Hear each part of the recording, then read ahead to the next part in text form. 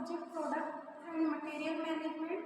From it today we will start our new unit, that is unit 3rd, which is the scheduling and sequencing. Scheduling we also can pronounce it scheduling. ठीक है, nowadays it is known as the pronounce and it is recognized by the pronunciation of scheduling. ठीक है, तो ये scheduling कह लो या scheduling कह लो, इसका क्या मतलब होता है प्रोडक्शन के टर्म में या प्रोडक्शन में, उत्पादन और मटेरियल मैनेजमेंट में, प्रबंधन में इसको किस तरीके से पढ़ा जाता है या इससे क्या नीड होती है, किस तरीके से प्रोडक्शन में शेड्यूलिंग अपना एक इम्पॉर्टेंट हिस्सा रखता है या एक इम्पॉर्टेंट रोल प्ले करता है हम कह सकते हैं। तो let's discuss first of all, जब हम इसका मीनिंग समझ लेंगे या इंट्रोडक्शन की मैं पहले बात कर लूँ पहले मीनिंग से, तो जो इंट्रोडक्टरी पार्ट है कि when the organization, when the factory, when the company is meet with its sales, ठीक है, जब फिनिश गुड बन के तैयार हो गया है, जब प्रोडक्ट जो है product scheduling and controlling in between them और term is recognized as a dispatching. ठीक है, इन दोनों के बीच में एक चीज और आती है डिस्पैचिंग। तो शेड्यूलिंग करना, कंट्रोलिंग करना किसके बाद होता है, कब प्रोडक्शन कंप्लीट होने के बाद का ये एक काम है या पहले का है या डिस्पैचिंग कब की जाती है। तो आपका सीधे से रिप्लाई होगा कि जब प्रोडक्ट बन के तैयार हो जाएगा तभी तो उसकी डिस्पैचिंग की जाएगी। तो उसी तरीके से कि जब आपके द्वारा किया गया प्रोडक्शन कंप्लीट हो चुका रहता है, आप मान चुके होते हैं कि now our production is complete and now we have to do only dispatch it. अब हमको उसको सिर्फ क्या करना है, डिस्पैच करना है, एक जगह से दूसरी जगह जो ऑर्डर की चीज़ें हैं उसको पहुँचानी है। तो ये जो शेड्यूलिंग है क्या कहती है कि it means when and in what sequence the work will be done. कि भाई शेड्यूल जमाना, जैसे आपका भी शेड्यूल होता है ना, सुबह मॉर्निंग में उठना है, फिर स्टडी के लिए बैठना है, फिर फ्रेश होना है, नहाना है, खाना खाना है, टीवी देखना है, फिर ऑफिस से पढ़ना है, फिर कॉलेज जाना है, कोचिंग जाना है। तो इन पर्टिकुलर सीक्वेंस है, क्रम से आप सारी चीज़ों को क्या करते हैं, परफॉर्म करते हैं। उसी तरीके से किसी भी फैक्ट्री में या कंपनी में सारी चीज़ें क्या होती हैं, what and in which sequence, कि भाई काम करना तो है बट एक क्या सीक्वेंस आपको फॉलो करना है, क्या क्रम से आपको चीज़ों को एक के बाद एक कंप्लीट करना है। अगर आप चीज़ों को शेड्यूल नहीं करेंगे तो काम होंगे तो ठीक है, कंप्लीशन ऑफ टास्क हो तो जाएगा बट बहुत सारी प्रॉब्लम्स उसके साथ क्या होती जाएंगी, क्रिएट होती जाएंगी, या समय पर आपको जो काम करना था आप उसको नहीं कर पाएंगे। That's why scheduling is too much necessary and it also play an important role in the production management. ठीक है, तो ये शेड्यूलिंग हो गई कि भाई आपने चीज़ों को क्या कर दिया, शेड्यूल कर लिया कि आज आपको 1000 टन जो है वो किसी भी जो भी आपका प्रोडक्ट है उसका प्रोडक्शन आपको करना है। 1000 टन का आपने क्या कर दिया, टारगेट दे दिया। बस somehow it's also depends on the efficiency of the employ, machinery, equipment, skills, technology and all. ठीक है, जितने भी जो भी आपने एक टारगेट दिया उसको अचीव करने के लिए बहुत सारी ऐसी चीज़ें भी तो होंगी जो उसको प्रभावित करेगी। जैसे कि क्या, कि भाई एम्प्लॉय इतना कैपेबल है कि नहीं, आपकी मशीनरी की इतनी कैपेसिटी है कि नहीं, ठीक है, या आपकी जो मशीनरीज हैं, टूल्स हैं, इक्विपमेंट्स हैं, वो इतने ज़्यादा एडवांस हैं या नहीं कि उनसे इतना प्रोडक्शन हो जाए इन अ सिंगल डे। तो ये सारी चीज़ें ध्यान रखने के बाद शेड्यूल किया जाता है आगे आने वाली चीज़ों को कि भाई इतना प्रोडक्शन होगा तभी हम हमारा ऑर्डर फुलफिल कर पाएंगे और then only we can make with supply और सेल्स, तभी हम अपनी सप्लाई और सेल्स कर पाएंगे जिसकी डिमांड है। तो उन चीज़ों को शेड्यूल करना। अब ये शेड्यूलिंग के बाद कुछ फैक्टर्स होते हैं जो शेड्यूलिंग को क्या करते हैं, अफेक्ट करते हैं। फर्स्ट होते हैं एक्सटर्नल फैक्टर्स। एक्सटर्नल फैक्टर किस तरीके से अफेक्ट करते हैं, तो देखो एक्सटर्नल फैक्टर्स बोले तो जो बाहर के कंपनी फैक्ट्री से जो बाहर के कारक होते हैं वो भी शेड्यूलिंग को, ठीक है, ये शेड्यूलिंग को वो प्रभावित करते हैं। आप सोचेंगे कि भाई बाहर हमें जब खुद को डिसीजन लेना है प्रोडक्शन का, सेलिंग का, मार्केटिंग का, तो फिर बाहर के कारक कैसे शेड्यूल को प्रभावित करेंगे। हमने जो शेड्यूल फिक्स कर लिया, लेकिन कई बार होता है ना कि जो पढ़ने के टाइम पर आप बैठना चाहते हैं, सपोज आपका कोई फ्रेंड आ गया, दैट मीन्स कि वो एक्सटर्नल फैक्टर था जिसने आपकी पढ़ाई को क्या कर दिया, प्रभावित कर दिया। इसी तरीके से किसी भी फैक्ट्री या किसी भी कंपनी में जो शेड्यूल होता है, अगर बाहर से एज वेल एज इंटरनल, मतलब आंतरिक रूप से भी अगर कुछ चीज़ें हो जाती हैं जो कि हमने शेड्यूल करते टाइम पे माइंड में रखा था बट हो गई, घट गई, तो आप वो चीज़ें क्या कर देंगे, शेड्यूल को प्रभावित कर देंगे। जैसे अगर आपने सोचा था कि मुझे 12:30 to 2 PM पढ़ना है, अब इस दौरान क्या हो गया कि आपका कोई फ्रेंड आ गया, तो ये वाला जो टाइम था ये क्या हो गया, बिगड़ गया, शेड्यूल बिगड़ गया। अब ये 2 घंटे की स्टडी को आपको क्या करना है, कहीं और मेंटेन करना है आज ही के दिन में, क्या ताकि आपका लॉस ना हो। तो उसी तरीके से ये एक्सटर्नल फैक्टर कैसे प्रभावित करते हैं समझो।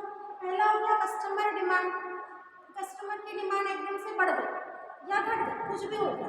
तो आपने जो शेड्यूल जमा रखा था कि भाई हमें एक दिन में इतना प्रोडक्शन हम कर रहे हैं, easily we are meeting with the demand of customer, but एकदम से कस्टमर की डिमांड बढ़ गई और आपका शेड्यूल तो वही का वही है कि इतना प्रोडक्शन हमको एक दिन में इतनी यूनिट बनानी है। सपोज मान लो कि अभी समर सीजन आ गया, सनस्क्रीन का हम एड देख रहे हैं कि लॉरियल, लैक्मे, पॉन्ड्स, सारी हिमालय, जितने भी नाम आप लोग सभी सनस्क्रीन बनाने में लगे हुए हैं, उसमें SPF 50+ दे रहे हैं और बहुत सारी अलग अलग चीज़ें दे रहे हैं। लैक्मे ने तो ये भी कर दिया है कि आपकी स्किन टोन से मैच होती हुई सनस्क्रीन है, तो मेनी थिंग्स आर देयर।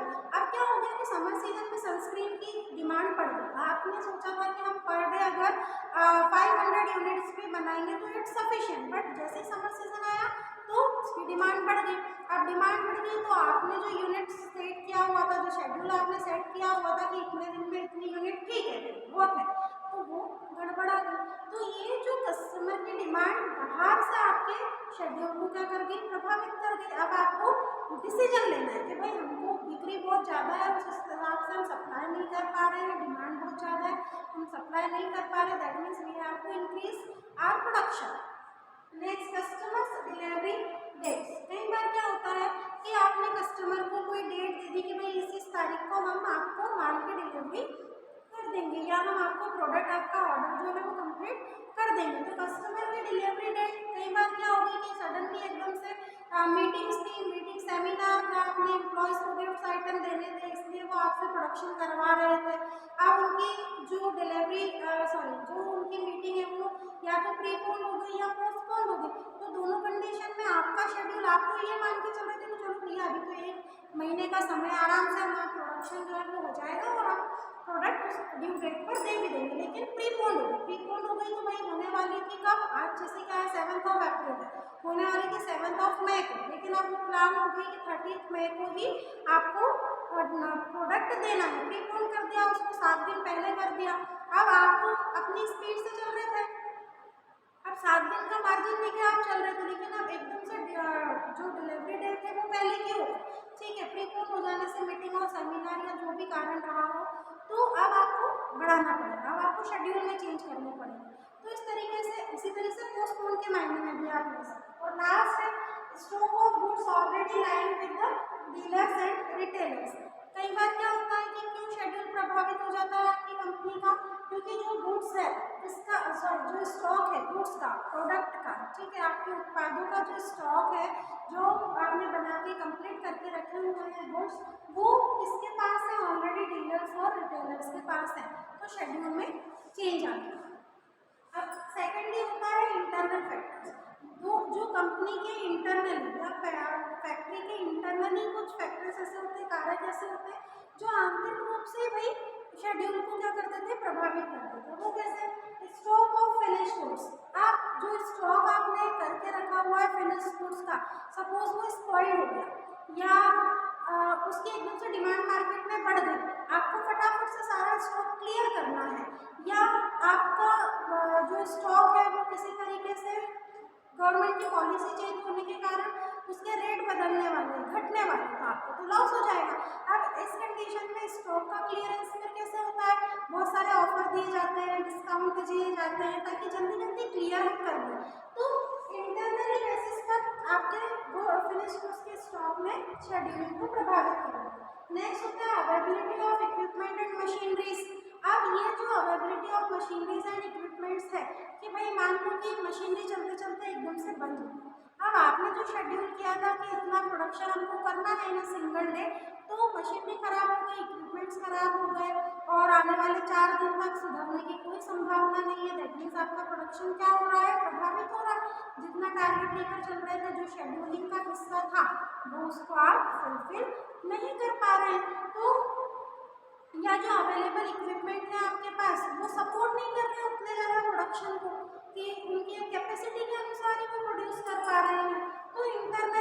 आपके इक्विपमेंट से मशीनरी जो खरीदो के रखी है आपने काफ़ी टाइम से, वो प्रोडक्शन को, शेड्यूलिंग को प्रभावित कर रहे हैं। और लास्ट होता है availability of material, there quality, quantity and specification. आप जिस क्वालिटी क्वांटिटी का आप रॉ मटेरियल यूज़ कर रहे हैं, ठीक है, उस मटेरियल का क्या स्पेशलिटी, क्या स्पेसिफिकेशन के साथ वो मटेरियल आपके ऑर्गेनाइजेशन में है, ठीक है। सपोज कि किसी मटेरियल, रॉ मटेरियल की कमी हो, क्वांटिटी में शॉर्टेज आ गया, तो रॉ मटेरियल में शॉर्टेज हो तो फिनिश गुड में शॉर्टेज, कि भाई इतना कच्चा माल ही नहीं है तो इनपुट ही नहीं रहेगा तो आउटपुट हम कैसे प्रोड्यूस कर पाएंगे। तो इस आउटपुट और इस इनपुट के चक्कर में क्या हो जाता है, जो शेड्यूलिंग होता है वो टोटली डिस्टर्ब हो जाता है। या जो आप एक माइंडसेट लेकर चल रहे थे फिर आप उसको फुलफिल नहीं कर सकते, उसका कंप्लीशन होना बहुत ज़्यादा क्या हो जाता है, डिफिकल्ट हो जाता है। तो किसी भी कंपनी में, किसी भी फैक्ट्री में शेड्यूलिंग का, सीक्वेंसिंग का काफ़ी ज़्यादा क्या होता है, इम्पोर्टेंस होता है। अगर चीज़ों को शेड्यूल नहीं किया जाएगा, है ना, चीज़ों को एक प्रॉपर सीक्वेंस में नहीं रखा जाएगा, तो डेफिनेटली उससे आने वाले जो रिजल्ट्स होंगे वो क्या होंगे, हमारी सोच के अनुसार नहीं होंगे, या जो हमारा गोल फिक्सेशन था उसके अकॉर्डिंग नहीं होंगे। तो always meeting for the desired goal and to achieve the desired goal you have to always follow the proper scheduling। आपको उस शेड्यूलिंग को प्रोडक्शन से रिलेटेड हो, तो आपके एम्प्लॉयज़, आपकी मशीनरीज, आपके इंटरनल एक्सटर्नल फैक्टर से रिलेटेड हो, always must follow the proper schedule. You have to create a sequence through which step by step you can go further. आप आगे जा सकते हैं और सीक्वेंस को फॉलो करते हुए। अगर शेड्यूलिंग नहीं होगी तो यू कैन सी कि एक कंपनी को बहुत सारे जो है प्रॉब्लम्स फेस करनी पड़ सकती है आने वाले टाइम में। तो शेड्यूल करके हर कंपनी, हर फैक्ट्री का ये रूल होता है कि भाई शेड्यूलिंग की जाएगी, वो प्रोडक्शन से रिलेटेड हो या वो किसी अदर डिपार्टमेंट से रिलेटेड हो, हर चीज़ की शेड्यूलिंग क्या होती है, ज़रूरी होती है। क्योंकि अगर प्रॉपर शेड्यूल और सीक्वेंस के साथ काम नहीं होगा, तो जैसे कोई शेड्यूल नहीं है एम्प्लॉयज़ के आने जाने का, कभी भी आते हैं कभी भी जाते हैं, तो परफॉर्मेंस में, प्रोडक्शन पर इफेक्ट पड़ेगा या नहीं पड़ेगा। आप खुद समझदार हैं, आप समझ सकते हैं कि फिर वो सोचा हुआ प्रोडक्शन नहीं हो पाएगा जो आप अभी तक माइंडसेट में लेकर चल रहे थे। इसीलिए हर चीज़ को वो हमारी खुद की लाइफ में हो, और क्योंकि अभी सब्जेक्ट वाइज हम पढ़ रहे हैं तो उसमें भी शेड्यूलिंग और सीक्वेंसिंग एक के बाद एक क्रम से क्या होती है, बहुत ज़्यादा असेंशियल होती है। In our next video we will discuss the next topic related to